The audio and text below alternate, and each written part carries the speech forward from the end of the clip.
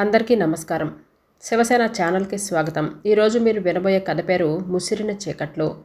ఆకాశం నల్లటి ముసుగు వేసినట్లుగా దట్టంగా అలుముకున్న కారు మబ్బులు, ఉరుములు మెరుపులతో వాతావరణం భయపెడుతుంది. సెకండ్ క్లాస్ కంపార్ట్మెంట్లో ఉన్న రాజారావు సీట్ మీద అసహనంగా కదిలాడు. కిటికీ తలుపులు మూసినా చలిగాలి రివ్వున కొడుతుంది. కాళ్ళు రెండూ లాక్కొని ముడుచుకొని కూర్చున్నాడు. అయినా సరే గాలి వినిపిస్తూనే ఉంది. ఈ వెధవ ముసురు నా ప్రయాణం రోజునే ఎక్కువవ్వాలా? ఇంటి దగ్గరుంటే హాయిగా వెచ్చగా పడుకునేవాణ్ణి. భార్య కౌగిట్లో సుఖాన్ని నెమరవేసుకుంటూ చలిని తరిమి కొట్టడానికి ప్రయత్నిస్తున్నాడు. గాలి బలంగా కిటికీ అద్దాల మీద మొత్తుకుంటుంది. రైలు రొదతో పాటు గాలి గోల కూడా తోడైంది. ఆ శబ్దానికి చెవులు చిల్లులు పడుతున్నాయి.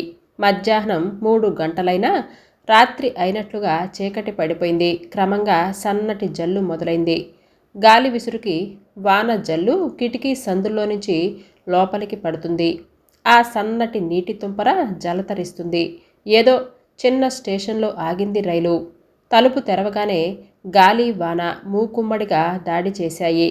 దిగేవాళ్ళు దిగారు, ఎక్కేవాళ్ళు ఎక్కారు. ఇంతలో రైలు కదిలింది. తలుపులు మూతపడ్డాయి. ఎక్కిన 4-5 నీళ్లు పిండుకుంటూ తలుపు దగ్గర టాయిలెట్కి వెళ్లేదారిలో నిలబడ్డారు. రాజారావుకి ఒక మనిషి మాత్రమే కనిపిస్తుంది. ముష్టిది కాబోలు అని అనుకున్నాడు. వాయిల్ చీర తడిసి ఒంటిని అంటుకొని ఉంది. అక్కడక్కడ చిరిగిపోయి ఉందేమో. శరీరపు వంపులు అన్నీ స్పష్టంగా కనిపిస్తూ చోపరుల గుండెల్లో కోరికలు రేపుతున్నాయి. పీచులా ఉన్న జుట్టు తడిచి నీళ్లోడుతుంది. స్నానం చేసి చాలా రోజులు అయినట్లుగా ఉంది. దానికి గుర్తుగా శరీరం జిడ్డు జిడ్డుగా ఉంది. ఆమెను పరీక్షగా చూస్తూ కూర్చున్న రాజారావు ఆమె ముఖంలో ఏవో పోలికలను గుర్తించి ఒక్కసారిగా ఉలిక్కిపడ్డాడు. జలజ. 15 సంవత్సరాల తర్వాత జలజని ఈ స్థితిలో చూడాల్సి వస్తుందని తను కలలో కూడా అనుకోలేదు. గుండె ఒక్కసారిగా పైకి ఎగదన్నుకొచ్చి గొంతులో అడ్డుపడ్డట్లు ఉక్కిరి బిక్కిరయ్యాడు. ఒక్క క్షణం పాటు ఆమె తనను గుర్తు పట్టిందో లేదో. పట్టకుండా ఉంటే బాగుండు. 90% గుర్తు పట్టలేదు. ఎందుకంటే తనకి అప్పటికంటే బాగా ఒళ్ళొచ్చింది. అప్పుడు సన్నగా తేగలా ఉండేవాడు. సన్నగా తేగలా ఉండే మీసం తనతో పాటు ఇలానే కొబ్బరి పీచులా ఒత్తుగా ఉండేలా సంరక్షణ చేస్తున్నాడు. అప్పటి నొక్కుల జుట్టంతా ఊడిపోయి బట్టతలైంది. 2 కళ్ళు 4 కళ్ళయ్యాయి. 10 ఏళ్ల తర్వాత మొన్న గోపాలం కలిసినప్పుడు అతను పలకరిస్తే అస్సలు గుర్తుపట్టలేకపోయాడు. నేనేరా రాజారావుని అంటే ఆశ్చర్యంగా చూసి అప్పుడు కౌగిలించుకున్నాడు. అటువంటిది 15 సంవత్సరాల క్రితం చూసిన జలజ తనని గుర్తుపట్టగలదా? ముమ్మాటికి గుర్తుపట్టలేదు. అలా అనుకున్నాక నిశ్చింతగా అనిపించింది రాజారావుకి. గాలి వాన మరి కాస్త ఉధృతమయ్యాయి. అయినా చలి సంగతి మర్చిపోయి అతని మనస్సు 15 సంవత్సరాల వెనక్కి పరిగెత్తింది. మరి కాస్త ముడుచుకొని కూర్చొని తన మనసు వేగాన్ని అందుకోవటానికి ప్రయత్నించసాగాడు రాజారావు. లింగమూర్తి గారు టౌన్లో high school head master. Tayaramma ఆయన భార్య. పల్లెలో సొంత ఇల్లు, కొద్దిపాటి పొలం ఉన్నాయి. కూతురు గాయత్రి పల్లెలోనే ఉంటుంది. సైకిల్ మీద రోజు టౌన్కి వెళ్ళి డ్యూటీ ముగించుకొని తిరిగి సాయంకాలం ఇంటికొచ్చేసేవాడు. తాయారమ్మ మరిది ప్రమాదవశాత్తు చనిపోతే వారి బిడ్డ జలజను తన దగ్గరే ఉంచుకొని ఆలనా పాలన చూడసాగింది తాయారమ్మ. గాయత్రి జలజ సొంత అక్కా చెల్లెలలా అన్యోన్యంగా ఉంటూ ఆడుతూ పాడుతూ పెరిగి పెద్దవారయ్యారు. రాజారావు ప్రేమలో పడింది గాయత్రి. రాజారావు తల్లిదండ్రులు కట్నం ఎక్కువడిగినా కాదనలేక, కూతురు మనసును నొప్పించటం ఇష్టం లేక ఉన్న ఊళ్ళోనే ఉంటే కూతురు తమ కళ్ల ముందే ఉంటుందని భావించి పొలం అమ్మేసి రాజారావుతో కూతురు పెళ్లి చేశాడు లింగమూర్తి. గాయత్రి అత్తవారింటికి వెళ్ళింది. జలజ ఒంటరిదైపోయింది. ప్రతిరోజు పక్క వీధిలో ఉన్న గాయత్రి ఇంటికి వెళ్ళి కాసేపు కబుర్లు చెప్పి వస్తే కానీ తోచేది కాదు ఆమెకు. లింగమూర్తి హఠాత్తుగా గుండెపోటు వచ్చి మరణించాడు. భర్త వియోగం భరించలేక మంచం పట్టింది తాయారమ్మ. సంపాదించే తండ్రి లేడు. తల్లి మంచంలో ఉండి మందులకి తిండికి గడవక ఇంటర్ పూర్తవగానే చదువుకు స్వస్తి చెప్పి ప్రైమరీ స్కూల్లో టీచర్గా జాయిన్ అయింది. తండ్రి చనిపోయాక ఆయన రాసిన విల్లులో తాయారమ్మ తదనంతరం ఉన్న ఇల్లు జలజ గాయత్రికి చెరుసగం వాటాలుగా పంచుకునేటట్లుగా రాశాడు. అంతేకాదు బ్యాంకులో ఉన్న వేల రొక్కం జలజ పెళ్లి నిమిత్తం ఖర్చులకు రాయటం చూసి తాయారమ్మ సంతోషించిన గాయత్రికి ఆమె భర్త రాజారావుకి భరించరానిదయింది. జలజని పరాయి పిల్లగా భావించని తాయారమ్మ లింగమూర్తి. అందుకే ఆయనలా రాశాడు. కన్న కూతురితో పాటు దిక్కులేని పిల్ల జలజకి సమభాగం ఏమిటంటూ గాయత్రి మనసులో విషబీజం నాటాడు రాజారావు. అది మొలకెత్తి ఎంతింతైనట్లు పెరిగి పెద్దదై పుష్పించి ఫలించింది. ఇల్లు పూర్తిగా తన పేరులో రాసివ్వమని ఒత్తిడి చేయసాగింది గాయత్రి. జలజ స్కూల్లో ఉన్న సమయంలో వచ్చి అందుకు ససేమిరా అంగీకరించలేదు తాయారమ్మ.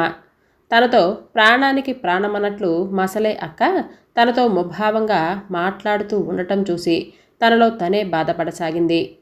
జలజ వాళ్ళింటికి వెళ్ళినప్పుడు రాజారావు కనుక ఉంటే లోపలికి రావద్దని భళ్ళున తలుపులు మూసేసేవాడు. తనింటికి తాయారమ్మని చూడటానికొచ్చినప్పుడు పలకరిస్తే తప్ప తనంతట తానుగా మాట్లాడటం మానేసింది గాయత్రి. అసలు ఎందుకిలా జరుగుతుందో అర్థం కాక తన ప్రవర్తనలో ఏదైనా లోపం ఉందేమో అని తరచి చూసుకుంటూ ఉండేది జలజ. ఒక తల్లి కడుపున పుట్టకపోయినా సరే అక్క చెల్లెళ్ళ అనురాగాన్ని ప్రేమని పంచుకొని పెరిగారు. ఇప్పుడు ఎందుకిలా చూస్తుందక్క? తినేసేలా చూస్తాడు బావా. ఎందుకు? బాధ భరించలేక తాయారమ్మ గుండెల్లో ముఖం దాచుకొని, అమ్మా నేనేం తప్పు చేశానని అక్క నన్నిలా ద్వేషిస్తుంది అని అంటూ బోరున ఏడ్చింది. నీ మీద కోపం కాదు తల్లి, నా మీద కోపం, మీ నాన్న మీద కోపం నీ మీద చూపిస్తుందంతే. ఎందుకమ్మా అని తెల్లబోయింది. డబ్బే తల్లి, డబ్బు ప్రేమను కూడా చంపేస్తుంది. కన్న కూతురుపై కోపంతో రగిలిపోతుంది తాయారమ్మ మనస్సు. డబ్బేమిటమ్మా? అప్పుడు తాయారమ్మ చెప్పే వరకు ఇంట్లో సగం వాటా కానీ బ్యాంకులో ఉన్న డబ్బు కానీ తనకు చెల్లేలా రాశాడు లింగమూర్తి అనే విషయం తెలియదు జలజకి. అమ్మా నాకే ఆస్తులు వద్దు, అమ్మ నాన్న చిన్నతనంలోనే చనిపోతే అక్క కంటే ఎక్కువగా నన్ను పెంచి పెద్ద చేశారు. నాకు మీ అభిమానం ఆదరణ చాలు, అదే నాకు తరగని పెన్నిది. మీ ఆశీస్సులు అవే జీవితాంతం వరకు నాకవి చాలమ్మా, అవే నాకు రక్షణనిచ్చే సంపద అని అంటూ బోరున ఏడ్చేసింది. తల్లి అభిమానం కడుపు నింపదమ్మా. నీకు పెళ్లి చేసి అత్తవారింటికి పంపటానికి ఆశీస్సులు ఒక్కటే చాలవు.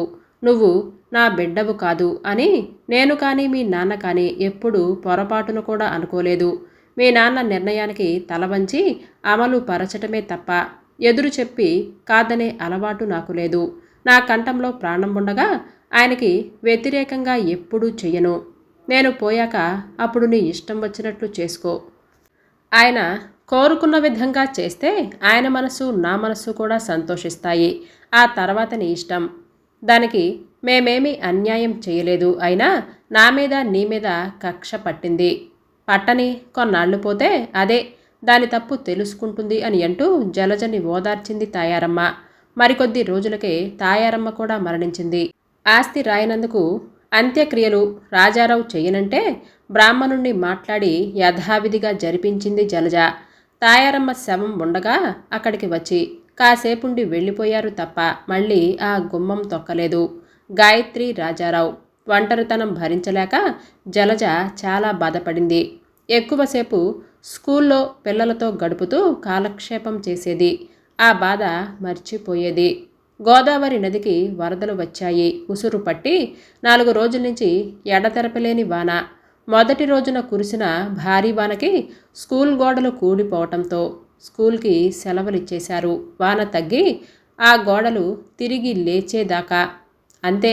ఇంట్లో నుంచి బయటికి అడుగు పెట్టడానికి కూడా వీలులేని వాన. కుండలతో నీళ్లు కుమ్మరిస్తున్నట్లుగా అన్ని తలుపులు మూసేసినా సందులో నుంచి నీళ్లు లోపలికి వస్తూనే ఉన్నాయి.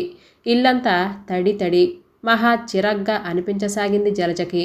మరోపక్క ఒంటరితనంతో పిచ్చెక్కిపోతుంది. పుస్తకాలు చదివినవే చదివి విసుగొస్తుంది.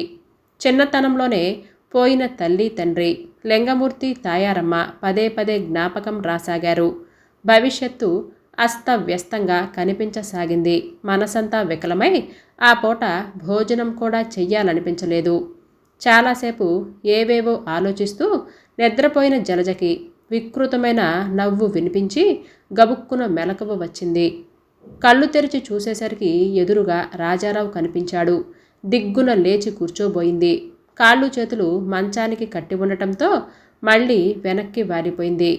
కట్లు విప్పుకోవాలని పెనుగులాడి విఫలమైంది. వదిలేస్తాను. ఒక కాగితాన్ని ఆమె ముందు ఉంచాడు రాజారావు. ఆస్తి కోసం అతి ముఖ్యురాలైన వారిని బంధించి ఆస్తి తన పేరున రాసివ్వమని హింసిస్తున్న విలన్ గుర్తుకొచ్చాడు. బావా, నన్నొదిలేయ్. నీకు కావలసింది సంతకమేగా? అలాగే పెడతాను అని అంది గద్గద స్వరంతో. మీ నాన్న కోరుకున్న విధంగా చేస్తే ఆయన మనస్సు, నా మనస్సు కూడా సంతోషిస్తుంది. ఆ తర్వాత నీ ఇష్టం. తాయారమ్మ మాటలు గుర్తుకొచ్చాయి. సంతకం చేస్తే వారి ఆత్మలు క్షోభిస్తాయి. చెయ్యకపోతే తన జీవితం బుగ్గిపాలవుతుంది. పోయిన వాళ్ళు వారి ఆత్మలు ఎలా ఉన్నాయో మనం చూడొచ్చామా?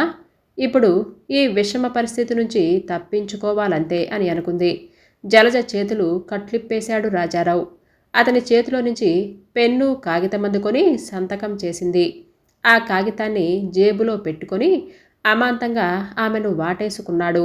ఆ హఠాత్ సంఘటనకి విస్తుపోయింది జలజ. బావా, వదులు ప్లీజ్. విడిపించుకోవటానికి పెనుగులాడింది. ఒంటరిగా చిక్కిన ఆడపిల్లని ఊరికే వదిలిపెట్టడానికి నేనేమి చేతకాని చవటని కాదు. బావా, అక్కకు అన్యాయం చేయకు. మరదలంటే చెల్లెలతో సమానం. వదులు బావా. అక్క చెల్లి పెళ్ళామే అవుతుంది కానీ చెల్లెలు ఎలా అవుతుంది? ఇందులో మీ అక్కకి జరిగే అన్యాయం ఏముంది? తెలిస్తే బాధపడుతుందేమో అని అనుకోవటానికి అసలిది మీ అక్క చెప్పిన సలహాయే అని అన్నాడు పూర్తిగా ఆమె మీద వాలిపోతూ. అతని పశుబలం ముందు పూర్తిగా ఓడిపోయింది జలజ. అచేతనంగా అస్తవ్యస్తంగా పడి ఉన్న ఆమెను చూసి కసిగా నవ్వుకుంటూ లేచి బయటికి నడిచి చీకట్లో కలిసిపోయాడు రాజారావు.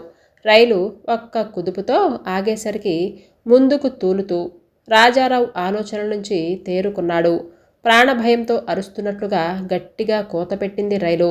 వర్షపు హోరు చిత్రంగా వికృతంగా వినిపిస్తుంది ఆ ధ్వని. ఆ తర్వాత జలజని ఇంట్లో నుంచి గెంటేసి ఇల్లమ్మేసి భార్య గాయత్రితో సహా వేరే ఊరు వెళ్ళిపోయాడు. తల తిప్పి జలజ వైపు చూశాడు.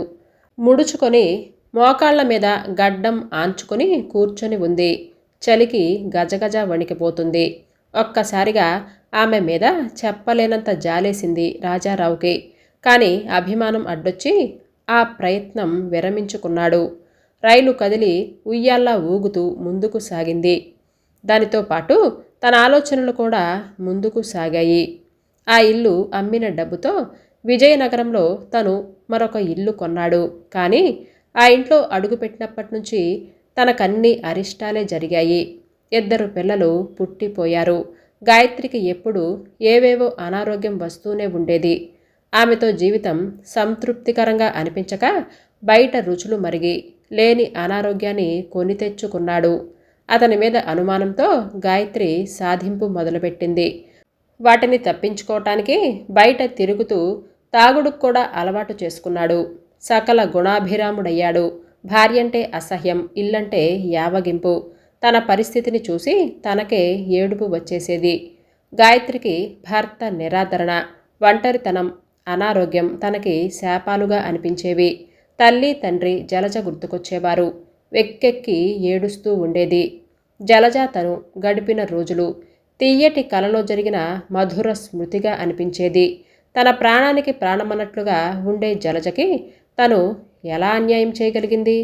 భర్త డబ్బు ఆశ తనని ఆ స్థితికి దిగజార్చింది. ఉచ్చ నీచాలు మర్చిపోయి ఆత్మీయత అనురాగాలను హరింపచేసి కసాయిదారిలా మార్చింది. ఫలితం ఇప్పుడు అనుభవిస్తుంది.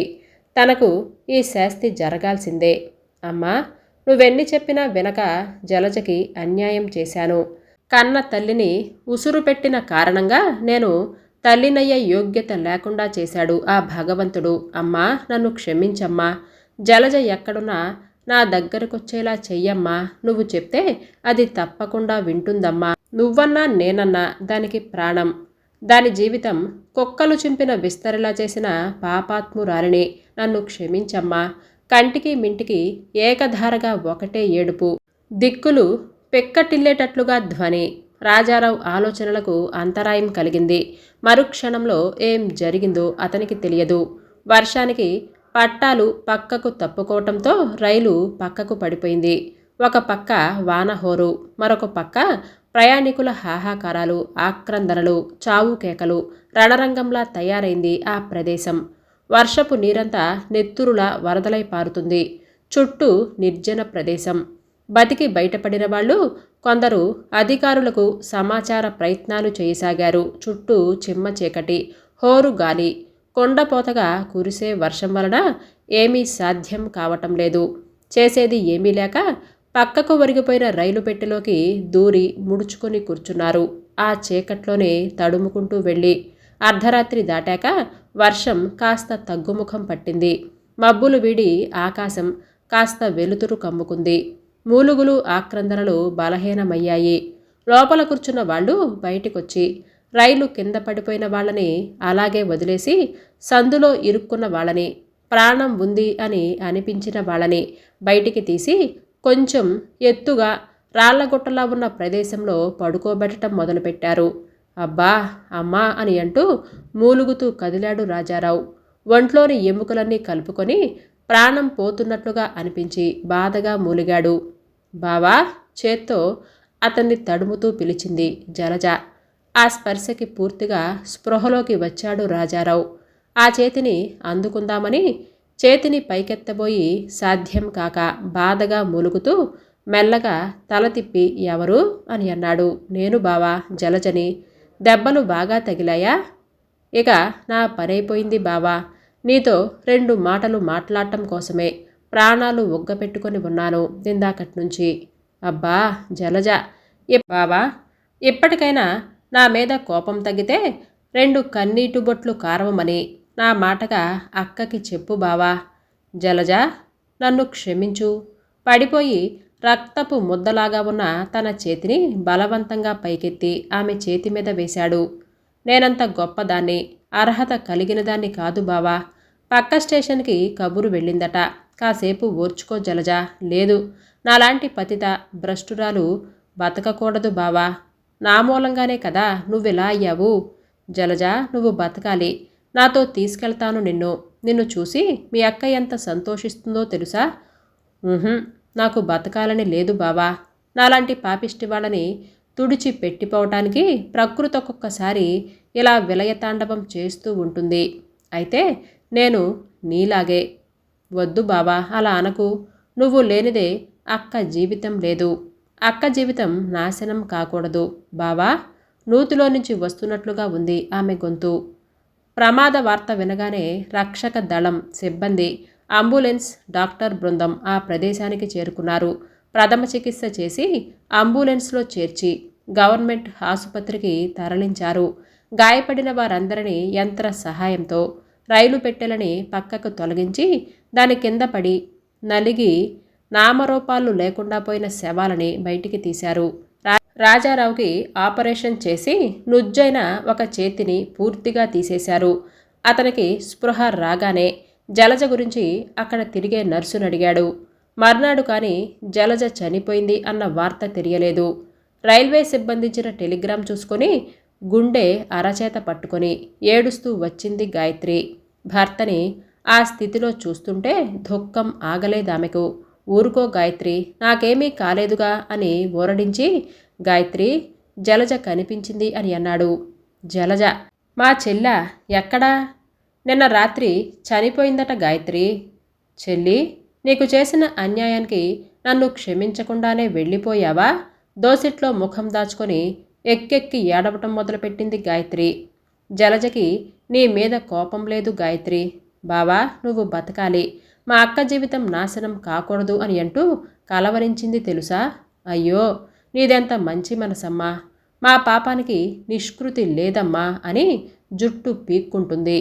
ఆసుపత్రి అధికారులు అనుమతి తీసుకొని జలజని చూసి తానే దహన సంస్కారాలు చేశాడు.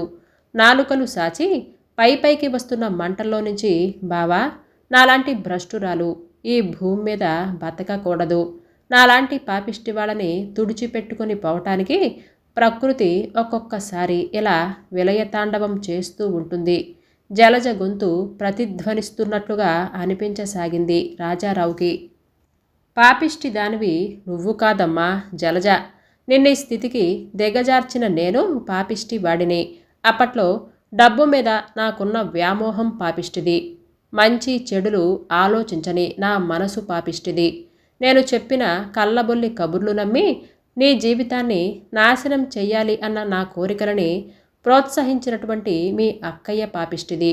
ఒక ఆడకూతురికి అన్యాయం జరిగితే అయ్యో ఇదేమిటి అనే అడగని ఈ సంఘం పాపిష్టిది. బలవంతంగా చెరచబడ్డ ఒక ఆడదాన్ని గౌరవించని, నిలువ నేడవ్వని, మనిషిగా బతకనివ్వని ఈ సమాజం పాపిష్టిది అని బాధగా అనుకున్నాడు. దుఃఖంతో నిలబడలేక భర్తనానుకొని నిలబడింది గాయత్రి. జలజ చితిపై నిస్తేజంగా చూస్తున్న భర్త గుండెల్లో అగ్నిపర్వతాలు బద్దలవుతున్నాయి అన్న సంగతి ఆమెకు తెలుసు. ఆమె మనస్సు కూడా కాలుతున్న చితిలాగే అనిపించసాగింది గాయత్రికి. వారి హృదయ వేదన తగ్గేది కాదు అని తెలిసినా చితిమంటల్ని చల్లార్చడానికి అని అన్నట్లు అంతవరకు ఆగిన వర్షం మళ్ళీ మొదలైంది.